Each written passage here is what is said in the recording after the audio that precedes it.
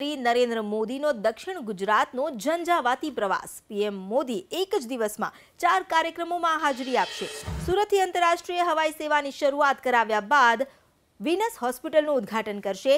ત્યારબાદ દાંડી સ્મારકના કાર્યક્રમમાં હાજરી આપીને પીએમ મોદી યુવા મતદારોને આકર્ષિત કરવા ફરી સુરતમાં એક મોટો કાર્યક્રમ કરશે।